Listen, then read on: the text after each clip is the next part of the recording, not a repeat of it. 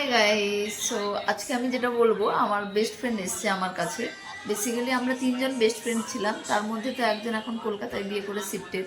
আর ও যে এসছে, ওর বাড়ি এখানে কাছেই, বাট খুবই কম দেখা হয়। তো আমরা বেসিক্যালি আজকে যে ভিডিওটা বানাবো ওটা হচ্ছে নাচের ভিডিও।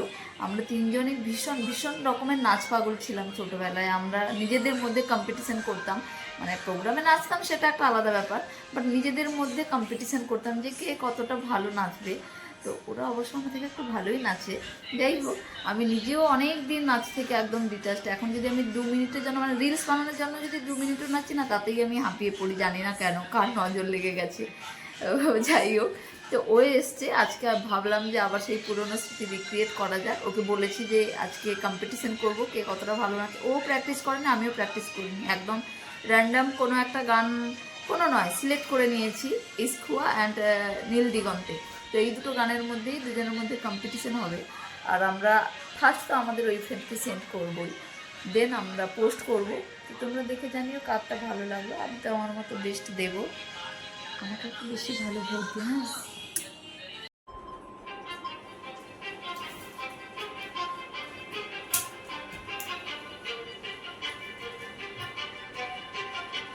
কিছু স্বপ্ন, কিছু মেঘলা, কিছু বই টই ধুলো লাগা, কিছু ইচ্ছে সারা দিচ্ছে এই বসন্ত রাত জাগা।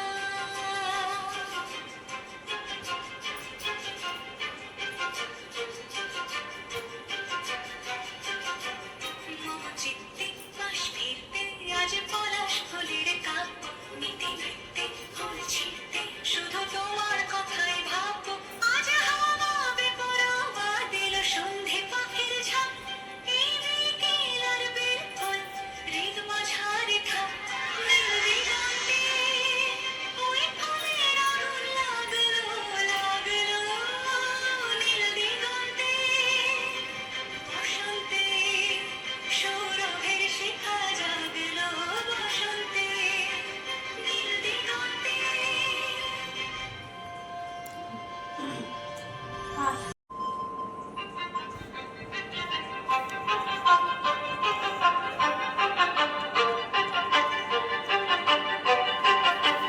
কিছু স্বপ্ন, কিছু মেঘলা, কিছু বই টই ধুলো লাগা, কিছু ইচ্ছে সারা দিচ্ছে এই বসন্ত রাত জাগা।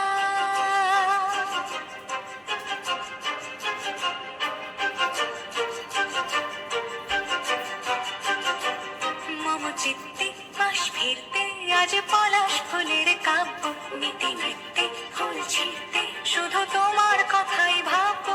আজ হাওয়া বেপরোয়া দিল সন্ধে পাখির ঝাঁক, এই বিকেল আর বেল ফুল হৃদ মাঝারে থাক।